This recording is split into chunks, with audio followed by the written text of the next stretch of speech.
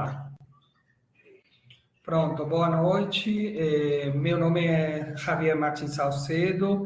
Eu sou professor na Universidade Federal da Bahia, UFBA, professor da área de espanhol.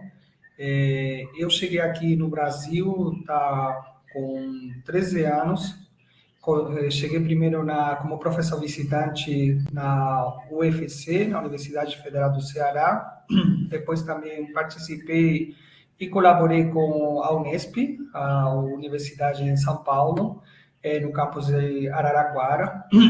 Fiz meus estudos de doutorado na Universidade Federal da Bahia, em regime de cotutela, doutorado internacional com a Universidade de Granada, na Espanha.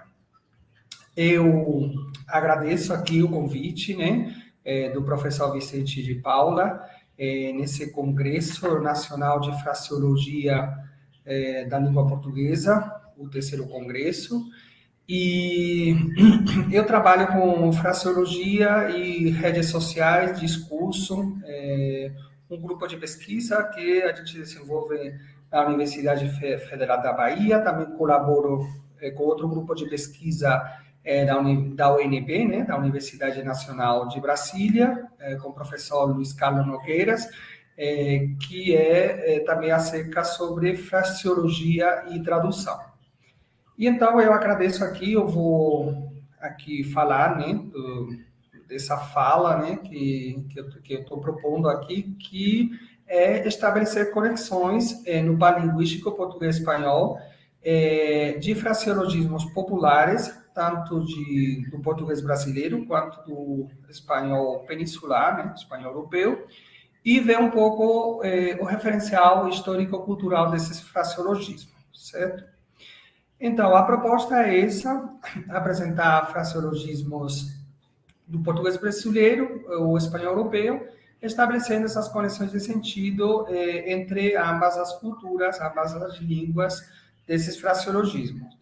E ver como os referentes históricos, culturais, tanto na cultura brasileira quanto na cultura espanhola, são marcas culturais específicas e dão origem às expressões. Vamos também refletir do conceito culturema, vamos comentar também um pouco sobre as culturas, né?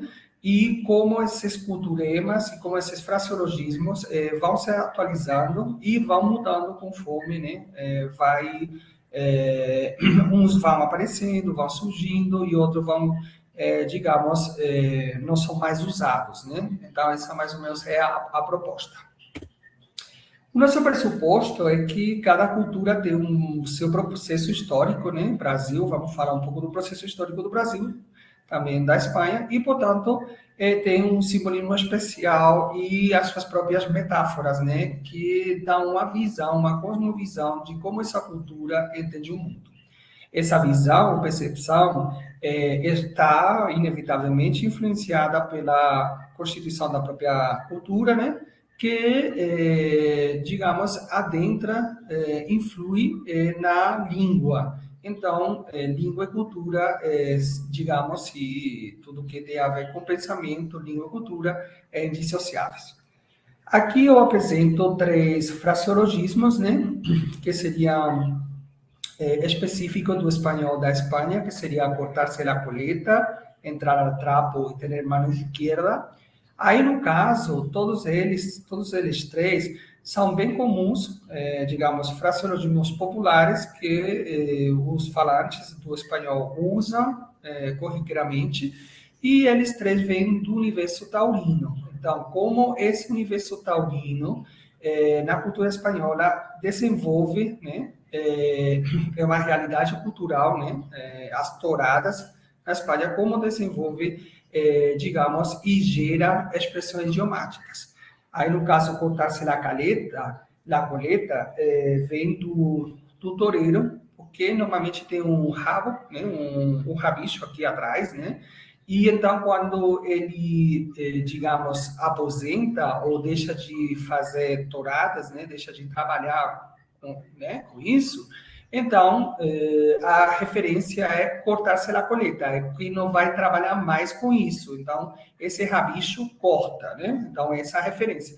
Mais ou menos a gente poderia ver uma referência parecida no português brasileiro com pendurar as chuteiras, né? Pendurar as chuteiras é porque o jogador de futebol não vai jogar mais, então pega a chuteira e pendura. Então, mais ou menos,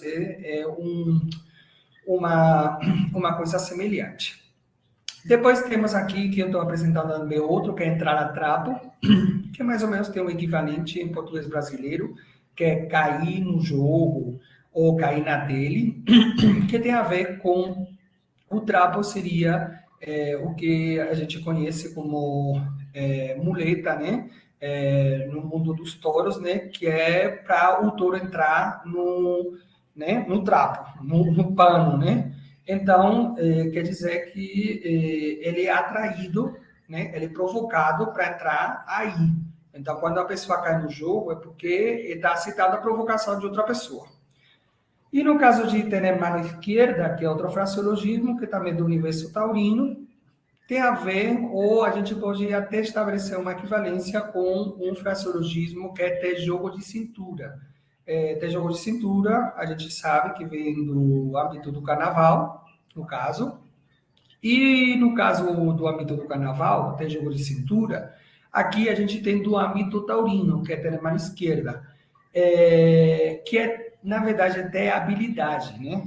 Ter jogo de cintura é ter habilidade com alguma coisa. Por quê? Porque normalmente os toureiros usam a mão direita, né? Porque a maioria das pessoas são destras, são poucos os canhotos, 10%, né, da população, mais ou menos. Então, se ele tem a habilidade de matar com a esquerda, então quer dizer que é uma pessoa habilidosa. Então, todos esses três fraseologismos saem desse universo taurino, a gente recupera o sentido nessa origem, né, desse universo taurino, mas usa em outros contextos, né? Então, aí a gente pode ver como tem símbolos, né, na formação de unidades fraseológicas de caráter mais específico, como a gente está vendo, poderia ser o touro, as touradas, a cultura espanhola. No futebol, na bola, na cultura brasileira, tem muitos fraseologismos que geram todo esse âmbito do universo do futebol, né? Bater na trave, jogar para escanteio, show de bola, a gente poderia falar vários, né? E depois tem uns caráteres, uns símbolos de caráter mais universais. O crânio, né, simboliza a morte, né? Tem toda uma simbologia. A foice e o martelo, né, simboliza o comunismo. E no caso aqui um báculo, não sei, simboliza o que é a autoridade, né, nas culturas ocidentais. Por exemplo, se a gente pensar nessa manchete, a gente tem que saber um pouco, né, tudo que está por trás, ideológico, cultural, né, que tem a Folha de São Paulo, né, e aqui o que tem é uma crítica,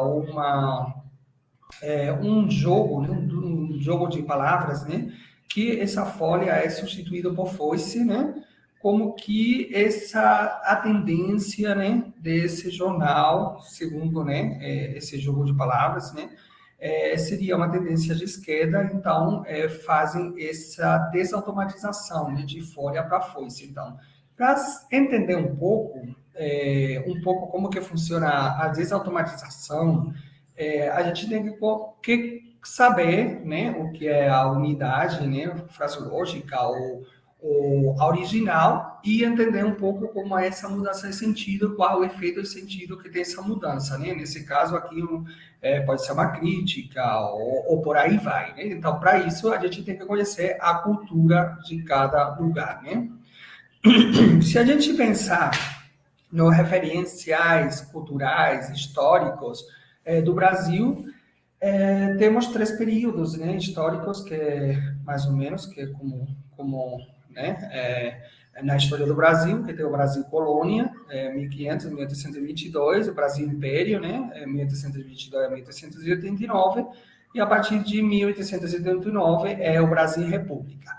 Em cada período histórico, se dão, né, obviamente, umas expressões idiomáticas com umas origens históricas, né? Então, se, por exemplo, a gente pensar no Brasil Colônia, temos algumas expressões que têm referência histórica, referência cultural a esse Brasil colônia, né? Como pode ser Chorapitangas, a Casa da Mãe Joana, e todas têm uma história por trás. São expressões, no caso, Chorapitangas e Casa da Mãe Joana, expressões que a origem é de Portugal, mas que são usadas aqui no Brasil e que realmente já podem ser consideradas expressões ou unidades fraseológicas brasileiras. E de criação própria, a gente pode comentar Santo do Baoco ou Nhenhenhen, né? Chorapitangas é porque a pitanga é uma fruta, né? Que é aqui, né? Brasileira, né? Em Portugal não tem esse tipo de fruta. E seria chorar muito, né? Chorar pitanga, a fruta é cor vermelha, né? Então tem essa referência de como chorar sangue, né? A Casa da Mãe Joana é porque na época medieval tinha uma rainha, Joana, né? Em Nápoles. E aí parece que teve umas leis dos bordéis na época, né? E então ela estabeleceu umas leis, né, para essa questão de prostituição e tal, e ficou aquela coisa de casa de mãe Joana quando é uma coisa muito bagunçada, né? Então, cada expressão dessas, tanto do Baoco, a gente poderia comentar também do Brasil Colônia, né? Que é uma coisa que parece, mas não, que é para sonegar imposto, né? Não pagar a coroa portuguesa. Então, eles colocavam o ouro dentro de um santo, né? Nas procissões, e então faziam esse deslocamento desse ouro para evitar pagar os impostos, né? Para a coroa portuguesa, e então é uma coisa que parece um santo, mas na verdade não é tão santo, né? E o Nhenhenhen vem do Tupi-Guarani, né? Então aí a gente poderia falar várias, né? No caso também, se a gente for para Brasil Império, tem várias, né? Que também tem umas origens, né? Para inglês veste, tem caroçone sangu, feito nas coxas, e cada uma dessas expressões, todo mundo sabe que tem uma história por trás, né? Lavar a égua, tá certo? Então, a gente poderia comentar assim por cima, até caroçone sangu, é porque na época da escravatura, né? Da escravidão, o angu era a comida, né? Assim, a base da comida, então o caroço era uns pedaços de carne, né? Para, né, dar um pouco mais, né, sustento a essa comida. Então, quando se fala tem caroço no sangu, é que seria um equivalente a gato encerrado, não? Tem gato encerrado, não sei como que seria, né? Mas como que a coisa está suspeita, né? Não é limpa, né? Então, tem isso, né? O feito nas coxas, porque as telhas eram feitas nas coxas dos escravos, né? Se fala, então, como cada coxa era de um tamanho, né? Porque cada pessoa era diferente, uma coxa mais larga, ou outra mais estreita, ou mais comprida, outra menos. Então, quando se fala que uma coisa é feita nas coxas, é que é feito de qualquer forma, que é feito assim, né? De qualquer forma. Então, a gente poderia comentar, né? E, por fim, também terminar em pisa, rodar a baiana, a cobra vai fumar, que seriam expressões, digamos, um pouco mais contemporâneas do século XX, né? Terminar em pisa, eu acho que já todo mundo sabe, né? Conhecer a origem, né? Foi, não sei se eu não me engano, do jogo do Flamengo, né? Que no final tinha umas brigas aí, então aí quando então pediram uma pizza, né? Então terminar em pizza é como a coisa termina, não termina com consenso, não termina de uma forma correta, né? Mas tudo termina em pizza, né?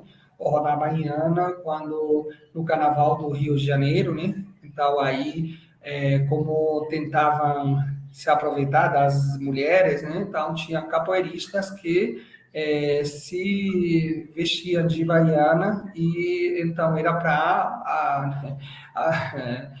para os homens, né, que tentavam, né, se aproveitar dessas mulheres fugissem, né? Então, aí quando rodar a baiana significa amar um barraco, né? Tem várias expressões que seria ou em espanhol montar um pollo, né? Então, todas essas expressões aqui eu queria mais ou menos comentar que tem uma origem, né? Tem toda uma motivação histórica, um sentido metafórico, né? Então, A ideia é como nós somos professores de espanhol, de português, de línguas, às vezes temos essa dificuldade como ensinar língua como cultura, né? Porque é complicado, porque dentro da cultura, como aqui Gramsci fala, né? É uma realidade que é social, é política, é ideológica. Então, às vezes, não é tão fácil decodificar esses códigos culturais. Aí que está a dificuldade, né? De ver, como está dizendo aqui Gramsci, o mundo, de ter essa cosmovisão, essa visão de outra perspectiva. Então, às vezes não, a gente sabe que quando você ensina a língua, não é apenas questões gramaticais ou questões lexicais, senão que é ir mais além. Pode ser útil, eu coloco aqui, a noção de culturema. Por quê? Porque a noção de culturema são aquelas palavras culturais, né? Aquelas questões que realmente são difíceis de traduzir, porque são próprias de uma cultura, como agora eu vou apresentar assim com calma, e possibilita, esses culturemas, possibilita, na maioria das vezes, uma melhor compreensão, como aqui está comentando a professora Batista, de algumas expressões idiomáticas que são consideradas mais opacas. Então, conhecendo essas questões culturais, essas palavras atreladas à cultura, palavras culturais, realias, tem vários nomes em culturema, dependendo dos autores. Então, facilita a compreensão das unidades fraseológicas, né? Então, por exemplo, voltando ao exemplo anterior, Santo do Pau Oco, compreendendo todo esse período histórico de Minas Gerais, do ouro, do ciclo do ouro, de como que era explorado os garimpeiros. Então, você entende, né, a questão do imposto de Portugal que pedia, como que ele se fazia, né, dava nesse jeitinho, né, para sonegar esse imposto. Então, aí tem toda uma história por trás e toda um contexto sociocultural, né? Então, teria vários, aqui eu coloco, Enterarse de lo que vale um pene, tem toda uma história por trás, ou No hay moros en la costa, no caso do espanhol, aí é interessante, porque aí tem a ver com a época de moros e cristãos, na Idade Média, né? Então, quando se fala não tem moros na costa, é como que a barra está limpa. Porque tem uma expressão em português que é a barra está limpa, é que não tem perigo, você pode já sair, não tem moros na costa, né? Ou da Baiana, como a gente falou, né? Bom, aqui não vou passar esse vídeo, né? Porque posso até passar um pouco, que seria um pouco a história essa de Santo do Paulo, né? Do Brasil Colônia, como a gente vinha comentando. Acredita-se que a expressão Santo do Pauoco, usada para designar pessoas dissimuladas, fingidas ou hipócritas, tenha se originado na época do Brasil Colônia. Entre o final do século XVII e o início do século XVIII, Portugal cobrava altos impostos sobre o ouro produzido em terras brasileiras. Desta forma, uma maneira que as pessoas encontraram para driblar a fiscalização da coroa foi escondendo ouro em pó ou pedras preciosas dentro de imagens de santos esculpidas em madeira oca. Tal tipo de contrabando era algo muito comum entre governadores, clérigos e escravos, já que a taxação excessiva de Portugal cobravam a quinta parte de todo o ouro produzido, o famoso quinto. Por ser motivo. Pronto, então tem toda uma história por trás que o que mais ou menos era a ideia. Tem uma expressão em espanhol que é enterar-se de lo que vale um pene, que é como vem também da Idade Média, né, dos instrumentos de tortura, concretamente. E aqui vai mais ou menos nesse vídeo explica qual é a origem dessa unidade fraseológica.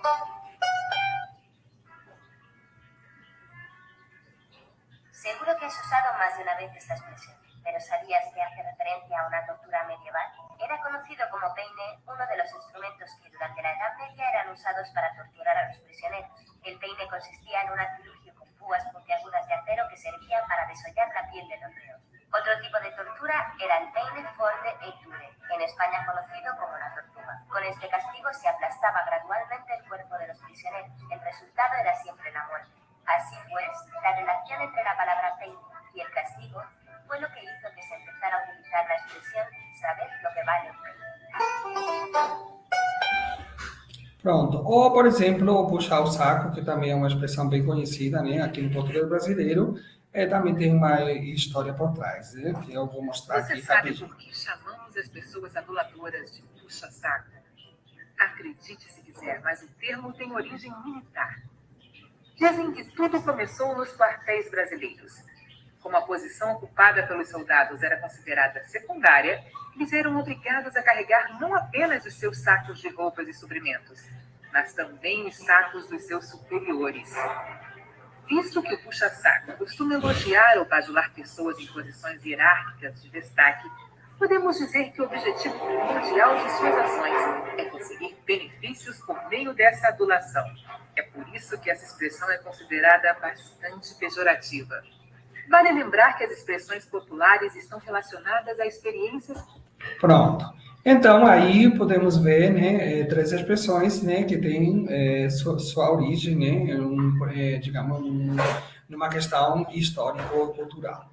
Então, o que são os culturemas, né? A coxinha, por exemplo, seria um culturema. Então, esse conceito é um processo de definição, né? Às vezes entende-se como essa simbologia, essa palavra cultural. Como eu já vinha explanando, tem vários nomes, palavras culturais, no caso de Neumann, realias, referências culturais, léxico vinculado a uma cultura, né? Em fraseologia, o que interessa é que esse culturema são aquelas palavras ou aqueles conceitos, né, de uma cultura que motiva a criação de novas unidades fraseológicas, né? São símbolos, aqui, segundo o professor Pamir Bertrand, são símbolos extralinguísticos, culturalmente motivados, para servir de modelos para que as línguas gerem expressões figuradas. Estão na base da criação idiomática, né? Então, às vezes não tem muita clareza, né? Tem que ver se as unidades fraseológicas têm a origem a partir dos culturemas ou vice-versa. Essa relação causa-efeito, às vezes não é tão clara. O que é primeiro, é a galinha ou o ovo, seria, né? Então, do termo culturema, vem aqui o professor da Silva Martins, né? Que me convidou, né? Ele comenta que vem né, podemos extrair um termo de culto, que é um elemento de composição do verbo latim colo, colis, colere, colo, cultum, que significa cultivar, habitar, morar em, e com ema, que é um dos sufixos mais privilegiados na terminologia linguística. A gente sabe, né, que é grafema, lexema, morfema, fonema. Então, culturema é uma unidade linguística discreta, tão linguisticamente marcada como um fonema, um grafema, um morfema ou um prosodema, né? Os culturemas, também do professor Vicente Martins, estão relacionados à competência metafórica e fraseológica. É um elemento, aqui estou citando Molina, verbal para verbal, que tem uma carga cultural específica numa cultura que entrar em contato com outra através da ação, pode causar problemas de natureza cultural entre os textos de origem e destino. Vamos ver que tem culturemas, não tem como traduzir culturemas, né? Porque às vezes são palavras tão culturais que não tem como ter uma tradução, né? Nídia distingue, né, 5 domínios para essa questão de culturema e a interferência, né? A questão da ecologia, a flora, a fauna, tem palavras, né, que são próprias dos lugares, próprias dessas culturas, não pode ser traduzida. A questão de cultura material, cultura social, cultura religiosa, cultura linguística, né? Alimentos, bebidas, objetos que não tem como ser traduzidos. Por exemplo, se a gente pensa aqui em um véu, né, um utensílio, né, uma peça que é para cobrir a cabeça da mulher, temos aqui o chador, que seria na cultura muçulmana, a mantilha, que seria na cultura cristã, na cultura espanhola, e o torso, o turbante, na cultura de matriz africana baiana, né? Os três são peças que cobrem a cabeça da mulher, mas ninguém não poderia ser traduzidos, nenhum dos três. Por quê? Porque tem toda uma implicação cultural, religiosa, tem todo um envolvimento, cada sendo peças de vestuário parecidas, porque cobrem a cabeça da mulher. Cada uma tem toda uma implicação, uma ideologia, uma questão religiosa, né? Bem diferente. Né? Então, não poderia ser traduzir, a gente não poderia traduzir um por outro. Não teria como. Então, são culturemas, mantilha. Como é que eu traduzo mantilha? Que é uma coisa bem espanhola? Não tem como traduzir. Poderia ser um véu. No caso, os três seria véu, uma palavra mais neutra. Mas cada palavra realmente tem umas implicações culturais. Então, em suma, a gente poderia falar que os culturemas são elementos culturais que existem numa dada cultura que não encontra correspondente em outra, né? Uma noção específica cultural. Desses culturemas, segundo a professora Luque Nadal, interessa a vitalidade linguística, a motivação, toda a questão da figuratividade e a produtividade fraseológica. Então, esses culturemas conseguem criar expressões a partir do seu valor simbólico. Por exemplo, se a gente pensar aqui, eu coloco essa foto, qualquer brasileiro entende, né? A foto, coxinha, tem toda uma implicação, tem toda uma história, a coxinha é um culturema, não tem como traduzir, é uma coisa bem brasileira, e sai desse âmbito de um salgado, de uma comida, para ser associado à direita política no Brasil, os coxinha, né? Porque tem toda uma história por trás, supostamente davam os vales para a polícia, e a polícia é considerada mais conservadora, mais direita, então dava esses vales para comprar coxinha. Então tem essa associação de coxinha, polícia, conservador. Então, qualquer pessoa que é direita, conservador, então nessa foto tem cabeça de coxinha, né? Então, aí só entendendo a cultura para ir entendendo todo esse referente histórico-cultural para poder decodificar essa imagem, né? Com esse culturema que é coxinha e com essa simbologia que coxinha é pessoa conservadora de direita. Agora, os culturemas têm mutabilidade e validade, né? Toda a cultura vai mudando, é mutável e se adapta, né? Então, tem uns culturemas que vão aparecendo, outros vão morrendo, né? Por exemplo, se a gente levantar essa questão, os índios estão perdendo sua cultura porque agora já, né, estão vestindo jeans, estão usando celular, né? Então, óbvio que continua sendo índios, né? Só que estão se adaptando em maior ou menor medida às novas tecnologias, a outras questões, né? A mesma coisa acontece com a língua e com as unidades fraseológicas e os culturemas que motivam essas unidades fraseológicas. Esse dinamismo das sociedades né, possibilita que o acervo cultural vai se ampliando ou vai diminuindo. Obviamente, tem perdas identitárias, mas também tem os acréscimos podendo até falar que a cultura sempre vai variar no tempo e no espaço. Obviamente, como eu estou comentando, esses culturemas não vão fugir dessas mudanças, né, que acompanham as sociedades. Então, os culturemas têm vitalidade, vão surgindo uns, vão morrendo outros, né? Essa é a ideia. Por exemplo, se a gente pensar no referencial metafórico e histórico dessas duas imagens, né? Ou até Amélia, né? Que seria um culturema do português brasileiro, né? Por exemplo, aqui em frases no imaginário popular brasileiro, né? Tem a origem no samba-canção, que é esse aqui, né? Essa letra que é Aqui Saudade da Amélia, como essa representação de mulher submissa, né? Mulher do lar, né, nesse imaginário popular brasileiro, então faz sentido frase do tipo, me chama Amélia, mas de Amélia não tenho nada. Obviamente, precisa saber todo esse referencial metafórico, histórico-cultural, a origem, para entender essa frase. Né? Amélia, mas só no nome, ou só Amélia em todos os sentidos.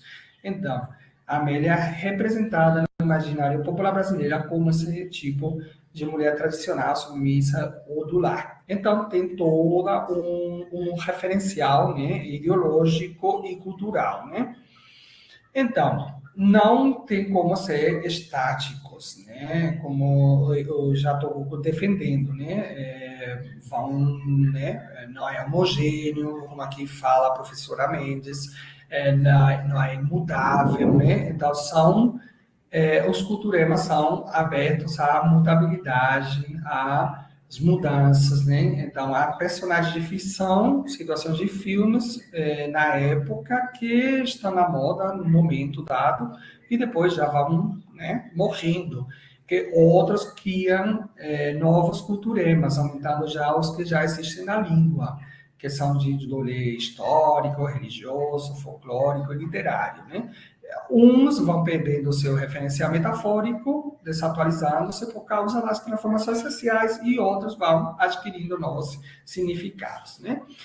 Eu vou, assim, comentar por cima alguns fraseologismos que a gente poderia comentar que são nacionais e supranacionais, dependendo, né? Todas as culturas, idiomatismos, unidades fraseológicas específicas de um país e de uma cultura, e outras que realmente são de áreas culturais mais certo.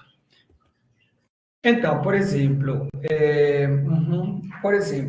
se aqui a gente pensar em alguns culturemas supranacionais, que são comuns nas culturas ocidentais, com base na cultura greco-latina e no cristianismo, então faz sentido que encontremos, tanto em português quanto em espanhol, esse tipo de expressões idiomáticas que são, digamos, supranacionais, né?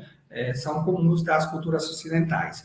Llorar como uma Madalena, ou ser mais falso que Judas, referem à base, né? À cultura cristã.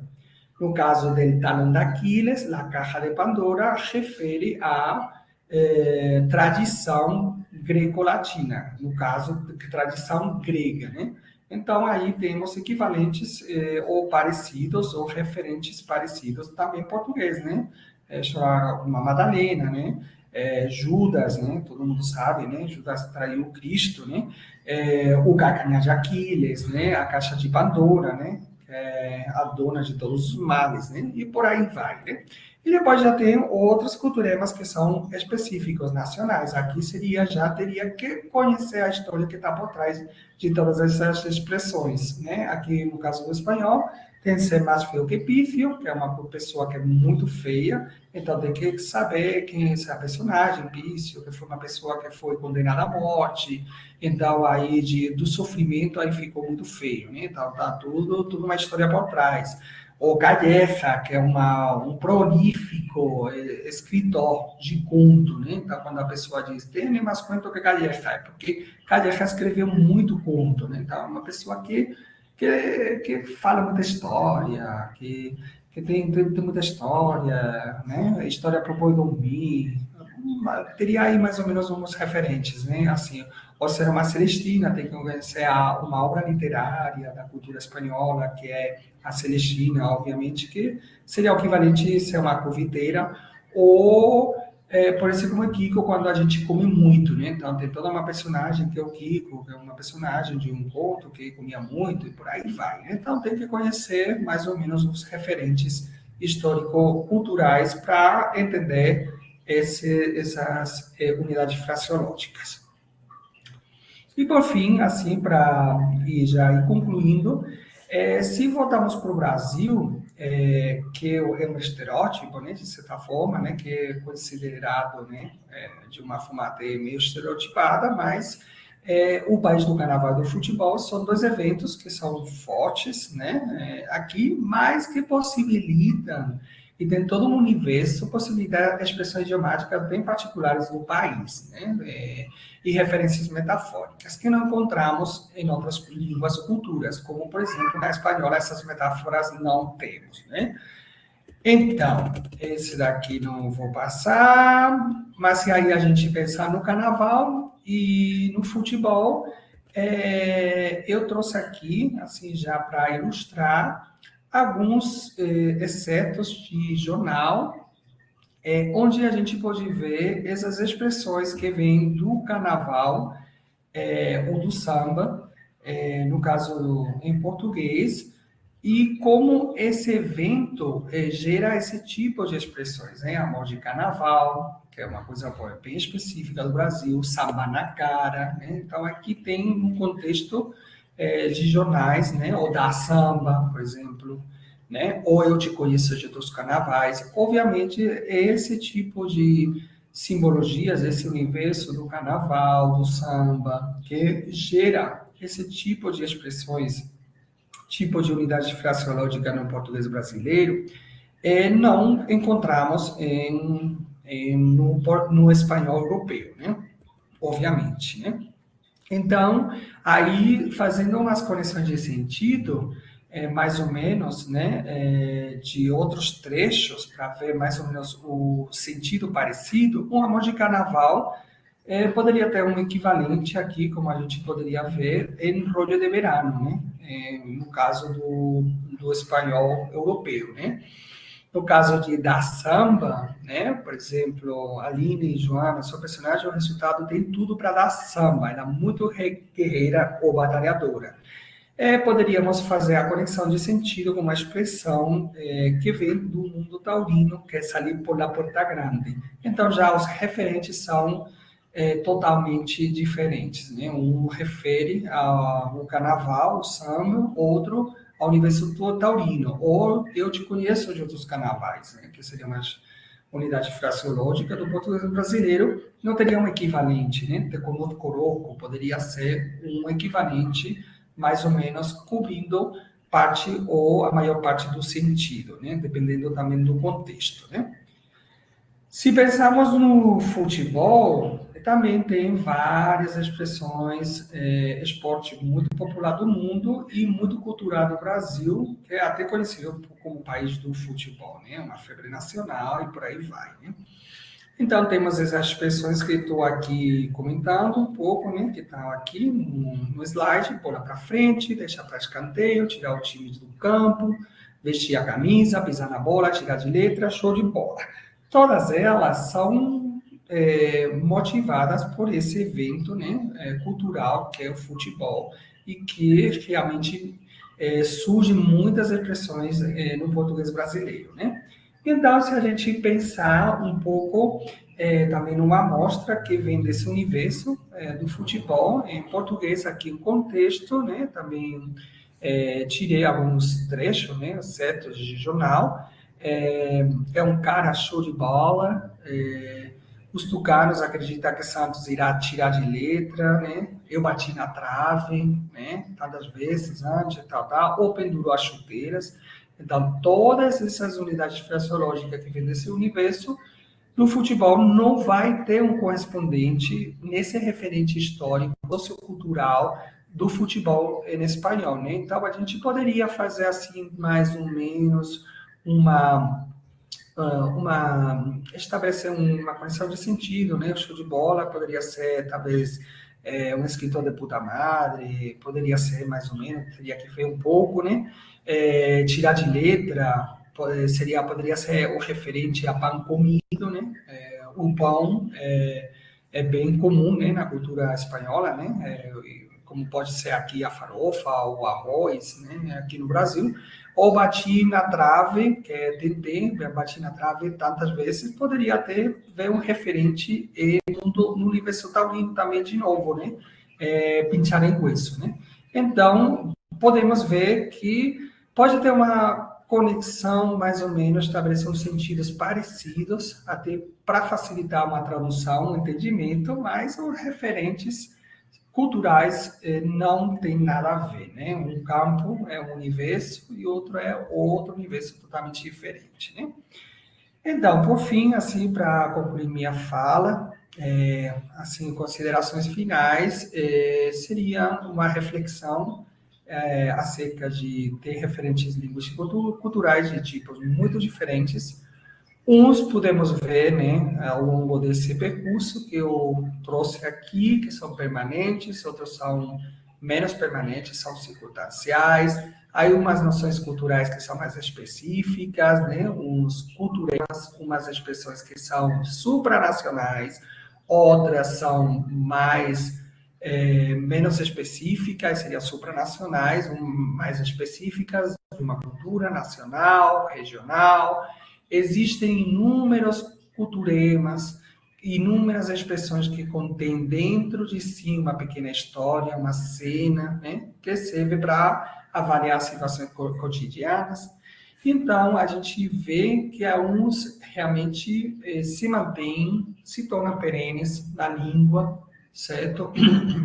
Que tem a sua origem em fatos históricos, na cultura latina, na cultura grega, no cristianismo, né, nas crenças religiosas, enquanto há uns que realmente tiveram, num dia, tiveram uma atualidade e uma certa vitalidade e depois deixou de ser motivador e desapareceram. Tem unidades fraseológicas que não são usadas mais, nasceram por causas naturais, as constantes mudanças pelas quais as sociedades passam, mudança política, artística, influência midiática, mas outras foram relevantes nesse período.